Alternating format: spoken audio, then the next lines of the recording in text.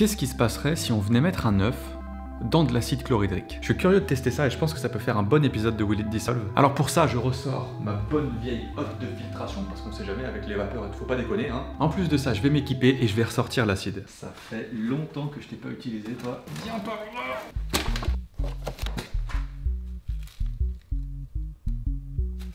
Non, ok.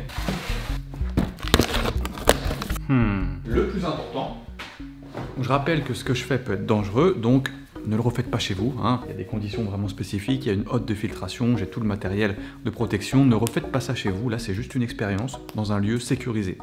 Important, c'est toujours mon moment préféré ça. Ça va chez vous?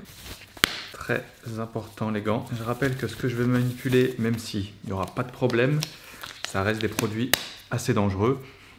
Protection oblige. Qu'est-ce qui nous reste donc ici? Peroxyde d'hydrogène, acide sulfurique, non. Acide nitrique, non. Ah, acide chlorhydrique à 33%. Avec ça, on est bien. C'est parti. Et le dernier élément, très important. Donc je vais tenter de contenir l'expérience dans ce bocal. C'est transparent, c'est pas trop grossissant, ça devrait faire l'affaire. Vérifions que cette hotte marche toujours déjà. Parfait, ah.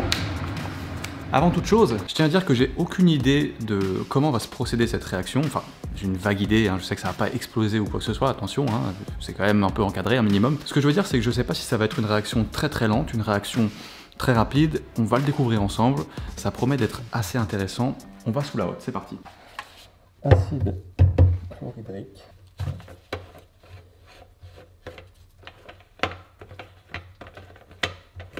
Ok les amis, c'est le moment d'allumer la hotte.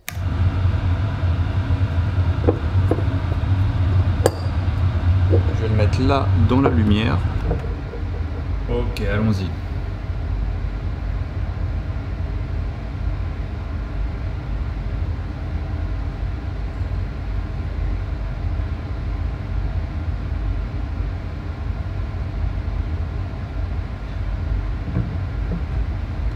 La couleur au-dessus a changé instantanément.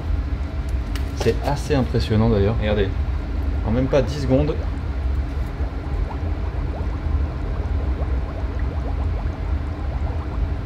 Le dessus a déjà complètement changé de couleur. Comme vous pouvez le voir, il y a vraiment une épaisse couche. C'est incroyable. Il y a une épaisse couche de mousse en bas et au-dessus. On voit un léger dégagement de fumée, mais vraiment pas grand chose. Donc c'est peut-être une réaction exothermique qui relâche de la chaleur. Donc. Et surtout l'œuf, alors soit c'est la mousse qui gagne en taille, soit c'est l'œuf qui sombre petit à petit à l'intérieur. Mais en tout cas, c'est un spectacle assez ouf. Oh là là, ça va sûrement dépasser. C'est pas très grave, hein. La hotte est faite pour ça justement.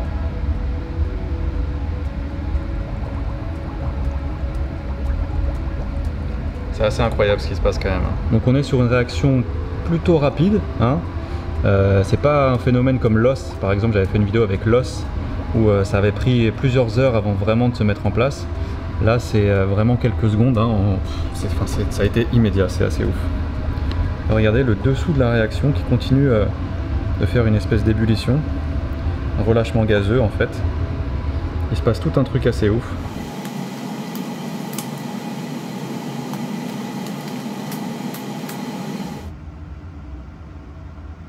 Là, il n'y a plus qu'à laisser la réaction se faire pendant encore quelques dizaines de minutes. Mais il n'y a plus trop de grandissement de mousse, hein. Elle reste à peu près stagnée vers ici. Comme il y a un flux d'air constant avec la hotte, avec la filtration, c'est pour ça que ça bouge comme ça. En fait, les amis, j'ai l'impression là que... Là où on en est de la réaction, j'ai l'impression qu'il y a déjà quasiment plus de coquilles. Et je vais même vous dire, j'ai l'impression qu'on voit déjà le jaune en transparence en fait. Donc, c'est pas impossible que la coquille de l'œuf ait totalement disparu et qu'il n'y ait plus qu'une espèce de membrane qui peut protéger l'action de l'acide. Je suis pas sûr, hein, mais à mon avis, il n'y a plus beaucoup de coquilles. Et on voit d'ailleurs aussi gentiment la mousse qui commence à redescendre. Ça ne veut pas dire que c'est la fin de la réaction, attention. Le truc qui m'a le plus surpris et auquel je m'attendais pas du tout, c'est le changement de couleur de la coquille de l'œuf qui s'est fait vraiment en un claquement de doigts. L'œuf, il est passé d'une couleur d'œuf classique, un peu marron, jaune, tout ça là, à une couleur un peu verdâtre dégueulasse, mais vraiment très très rapidement sous l'effet de l'acide. Ça ça m'a choqué. Donc à mon avis, cet œuf n'a plus de coquille. C'est assez ouf. Je vais essayer de le ramener par ici, tranquillement. Ouais, on voit bien des zones un peu plus jaunes ici, là. C'est pas de la coquille, je pense pas.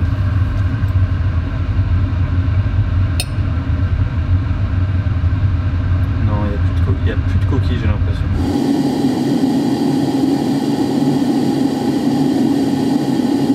Ça devait être le morceau de coquille qui était plus ou moins émergé. Et maintenant que je le plonge, on voit ce qui se passe un petit peu plus là. Encore une fois, il y a une réaction acide-base.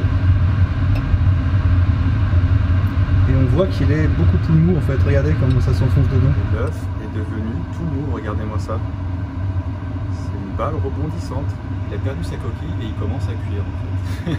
Ok, je vais tenter de vous montrer un truc. Je vais tenter de sortir l'œuf de l'acide et de voir ce qu'il en reste.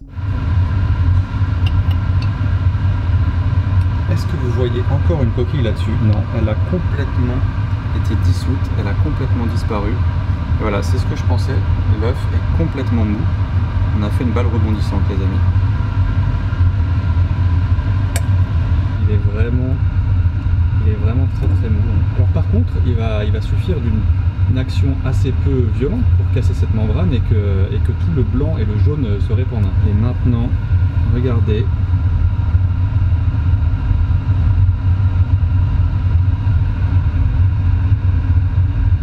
Voilà ce qui l'a protégé, la fameuse membrane.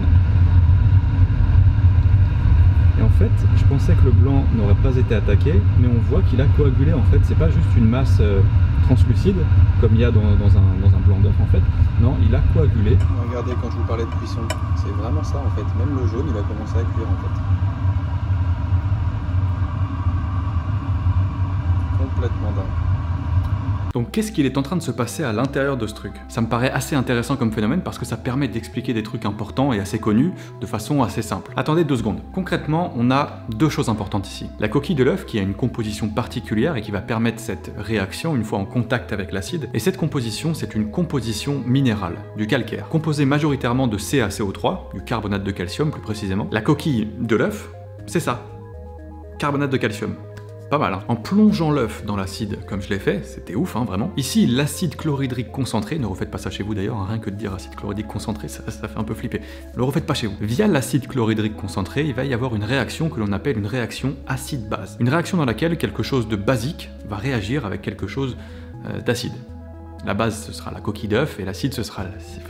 compris. L'acide chlorhydrique va donc, dans un premier temps, et sans trop de prise de tête, dissoudre le calcaire sans pression, et ça veut dire mousse et gaz. Et ça s'est fait tellement vite, hein, je l'ai dit en début de vidéo, je savais pas trop à quoi m'attendre, si ça allait être rapide, si ça allait être lent, je savais qu'il allait avoir cette réaction qui est assez ouf, mais je savais pas que ça allait être aussi rapide en fait. C'est peut-être parce que là j'ai de l'acide chlorhydrique concentré et que c'est un petit peu plus puissant, c'est possible. Mais c'est allé très très vite, encore une fois, en 5 secondes à peine il y avait de la mousse, la coquille avait déjà changé de couleur, c'est complètement dingue en fait. C'est la chimie.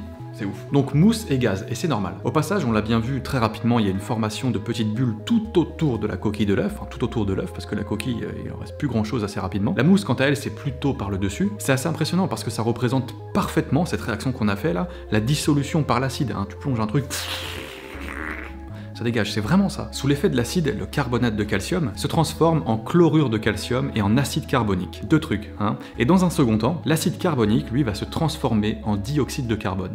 CO2.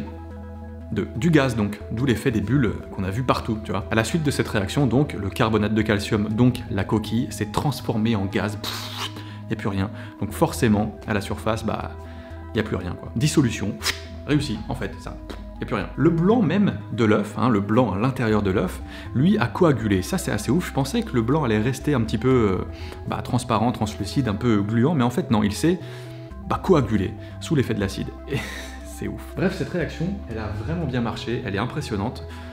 J'espère qu'il y aura d'autres Will It Dissolve qui sortiront sur la chaîne, ça faisait longtemps que j'en avais pas fait, et j'avais cette idée depuis un petit moment. Si vous avez d'autres idées de Will It Dissolve qui peuvent être bien, mettez-les dans les commentaires, hein, évidemment.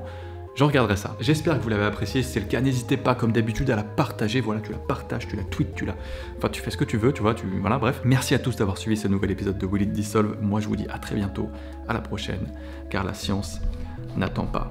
Ciao.